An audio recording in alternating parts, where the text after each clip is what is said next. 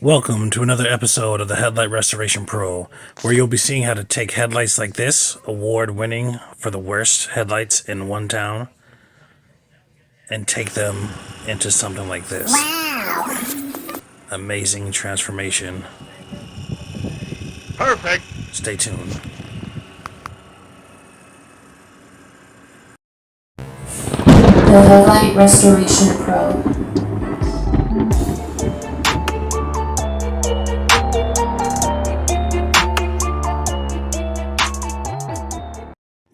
Okay, so this is a 2006 Audi A5. This is literally the winner of a promotion that I ran, the worst lights in my city, and out of about over a dozen applicants to win 50% off, this was the winner.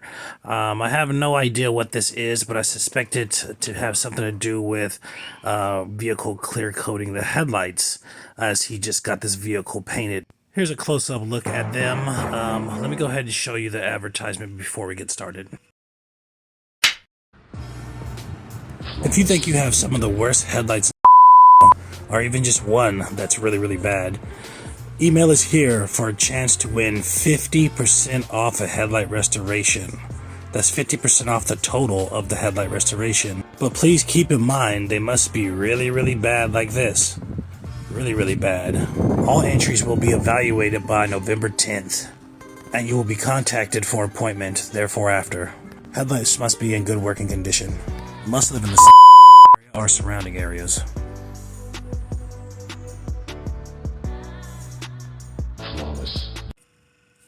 Okay, let's get down to business. Like I said, this vehicle, this Audi, was the winner of a competition, or better yet, a promotion that I ran for somebody to win 50% off a headlight restoration for the worst headlights in my city. What I'm showing you here is I'm going to start with a used P320, 3M P320. What I'm doing here is because I'm kind of gauging the hardness and thickness of this to see if I'm going to need an actual one or not. I have a secondary bag, as you saw there, which contains sandpapers that have been used but not like obliterated. They still have use left in them, and I use them for stuff like this to kind of gauge the depth on this. I'm trying to evaluate what I'm going to need to do to remove all this stuff. It's very weird and unusual. I come across new stuff all the time, and this is a new one for me. I've never seen this thick, milky clear coat on here. This almost mimics a 2K clear application where somebody didn't know how to properly, apply it. Because some of the stuff, sometimes the 2K clear, you can get it to look really good, although it's terrible for your lights. But sometimes you can get it really bad. Weird things like this happen. But I don't think it's this. I think it might have something to do with the fact that he just had his car painted about 2 weeks ago. This is a very well kept Audi, and he just got it painted, so I'm thinking it might have something to do with, I don't know if they tried, it didn't say so, I didn't ask, tried to do something with the lights or what, but they're just really bad, and they have some kind of failed coating on them, which is not concurrent with the natural coating that comes from this company or any company. So now what I'm doing here is I'm going to start with an actual 320, because this stuff is it's not so much hard, whatever it is, it's really thick. It's really thick. It's producing fine cell particles, which is, versus flake to like baby powder versus, the thickness or the powderiness of it. It's producing a really fine powder, like baby powder, which is hard to get off of this light. So we're running it through with this P320, and it seems to be making short work of it.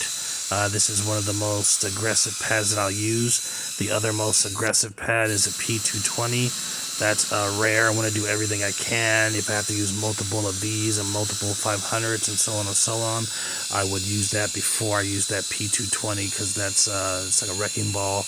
You have a lot of cleanup to do after that. It's it's really last case scenario here. Gonna go ahead and fast forward a little bit here. Same thing going on. Grinding it away with 320.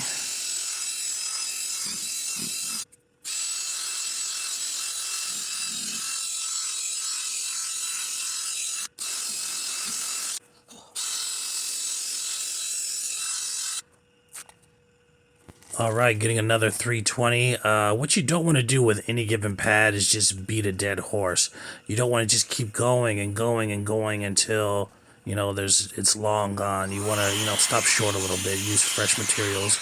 But anyways, that's my blower.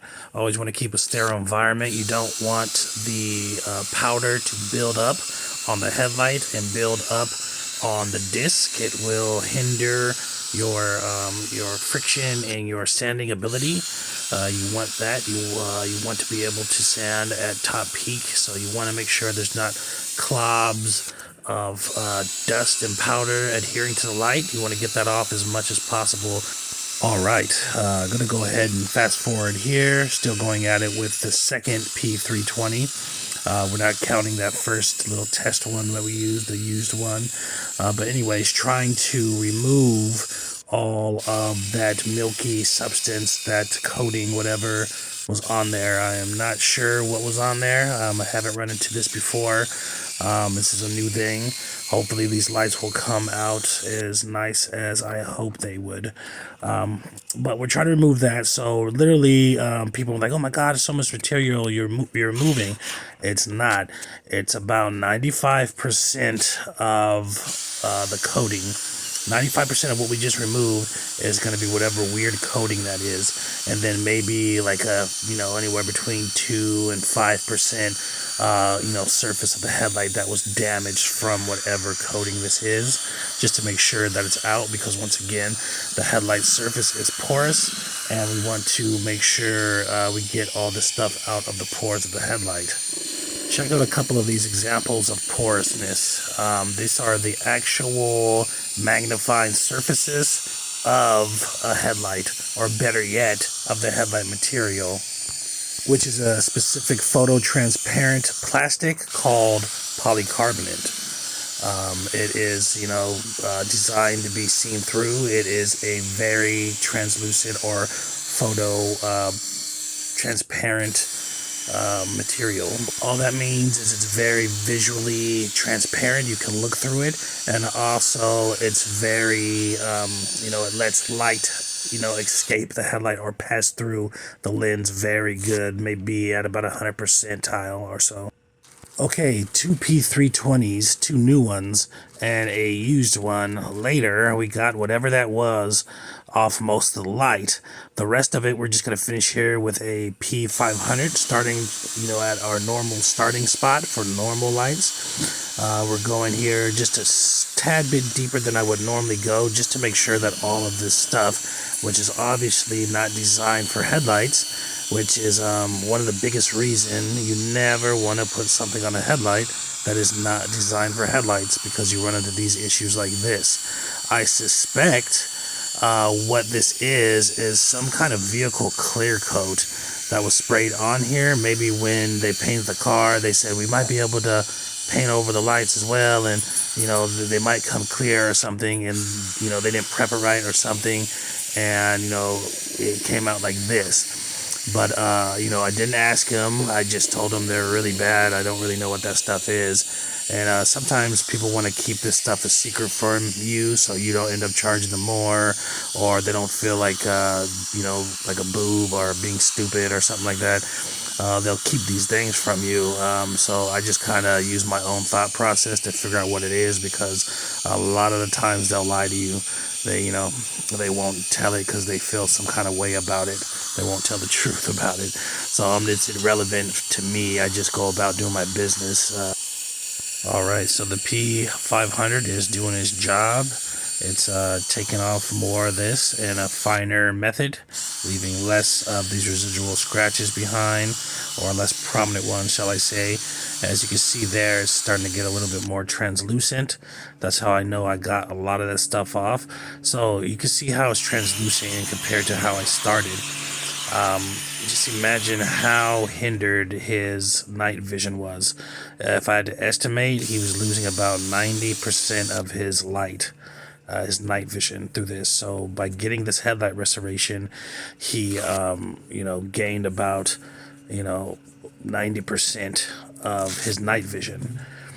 Also, these are OEM headlights that he got to keep. To buy OEM headlights for this vehicle, even though it's a 2006, they're about $1,200 to $1,500. Very expensive. So you don't want to do that. You want to go ahead and get headlight restoration. This is why headlight restoration exists. But anyways, hitting it here with the yellow gimbal and the same pad. You want to hit it, with the P500. Usually I do the step on the P800, which I will be doing as well, but you want to do it with this step if you're using something that is a heavy cutter like the P320 or the P220. You want to follow with these, which will help smooth out those circle striations or circle scratching. You don't necessarily need it on a softer light or a light that was done by normal methods, starting with the P500.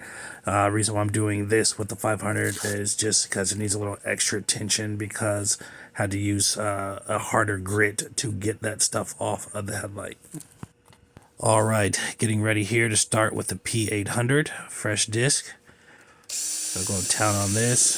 This is the disc to use to smooth out all the damage.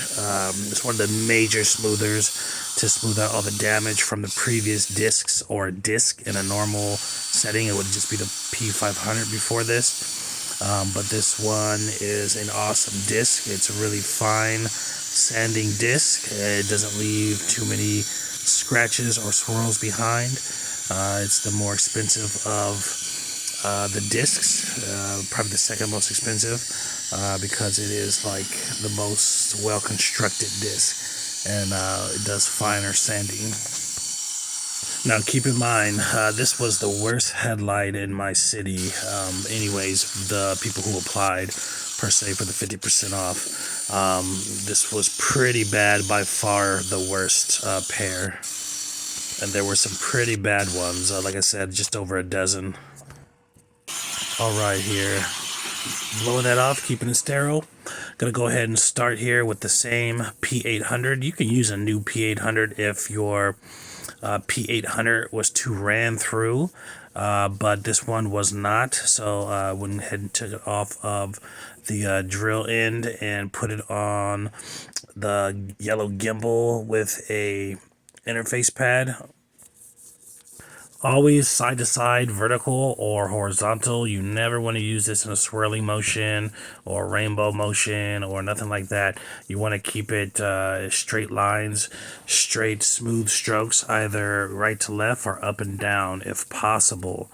You don't want to do any swirls or any kind of weird motions like that, because it will make a difference in your finished outcome, and it will make a difference in the visibility of any kind of scratching or residual swirling or anything like that. Always back and forward, up and down.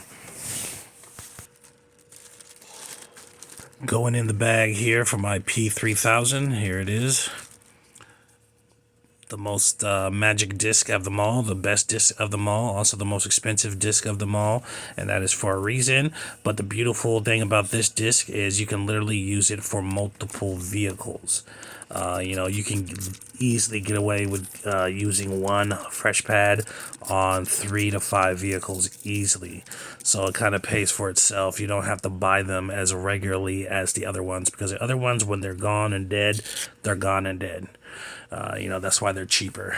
Just a little water here, regular water, tap water. Ooh, look at that already. Look at that already. 10 times better if I left it out like this. 10 times better already. And you still got 2 more steps after this. But anyways, everything that is used on this vehicle and other things that you don't see that I'm using are listed in the bio. Everything is direct link to Amazon for purchase. It's a trusted partner. Who else can you trust besides Amazon? It's a worldwide company. It's what I use personally, and all these links and all the things that are on here I actually get from Amazon.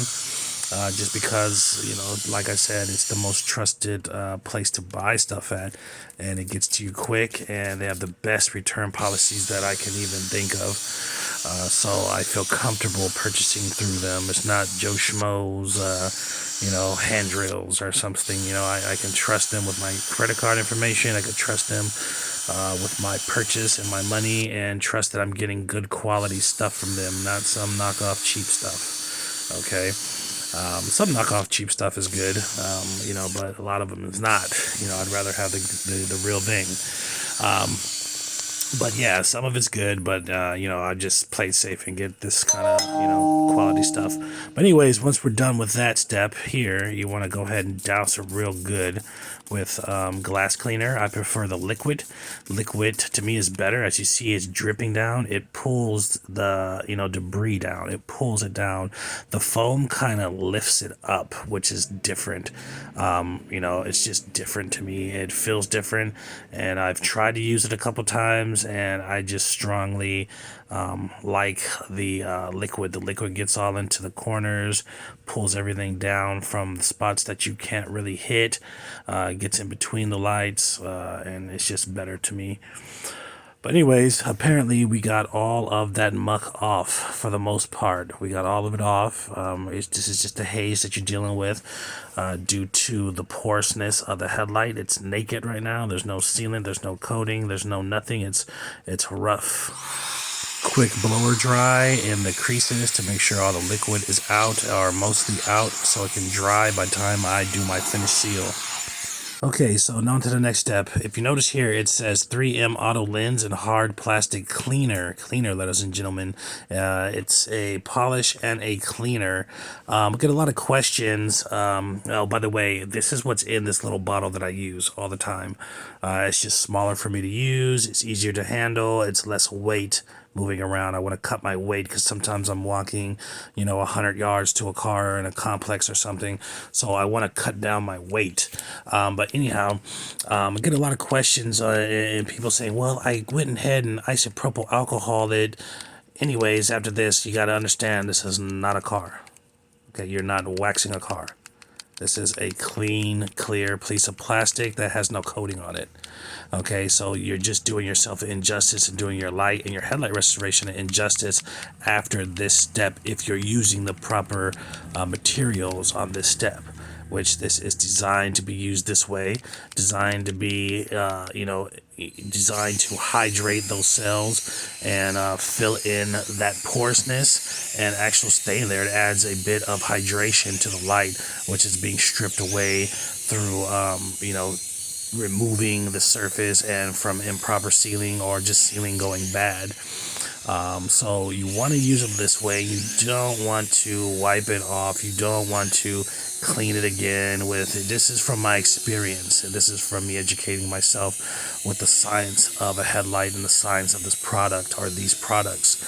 You don't want to try to isopropyl alcohol it or sterilize it or clean it. Nothing is going to get it cleaner than this. Nothing is going to get it cleaner than this 7,800 RPM and this cleaning polish, okay? Nothing you wipe on there is going to do anything more than the friction and the heat of the 7,800 RPMs on this light. So it is clean as it can possibly get. It's as sterile as it possibly can get. And like I said, also, it's hydrated with this substance, which you want to lock in underneath underneath that sealant, underneath that UV sealant. And a lot of people are like, oh my god, this has a certain degree of UV blocker in it as well. And you know, a lot of people trip out on this when they know a little bit. It's almost better sometimes, I say, if somebody doesn't know anything about it, because they listen more. Had a gentleman recently saying that he, you know, clean this stuff off and this step it regardless of what I said or whatever, and I was like, okay, go ahead. But he doesn't know that he's gonna run into issues later on with this headlight restoration, which is fine. You know, live you learn. You know, I've had to go through it, and you know, it is what it is.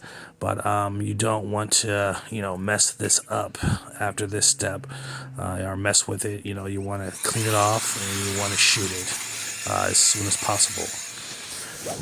With that being said, cleaning it off here, blowing it off, you want to make sure the dust is away from the light, even maybe a foot away from the light, around the light surface. And you want to go ahead and kind of buff this stuff with your hand or whatnot. And a clean microfiber towel, always a clean microfiber towel on this step, because you don't want to leave behind any embedded grease or oils or any kind of Windex left on the towel, or you know, anything that will streak or leave dust and fabrics behind. You don't want to do anything like that. And this is why I always blow it, no matter what's going on. I blow it after this step here, after I use a microfiber towel, just to get any kind of fibers, you know, keep it as much sterile as possible, keep the environment as sterile as possible of the surface of the headlight. And then you want to shoot it like within a couple seconds after you do that. So what I'm doing here is this is a brand new can of the Meguiar's. You know, sometimes they come wrapped like this. If you get them in bulk, you know, I get whole cases of them, so they come like this.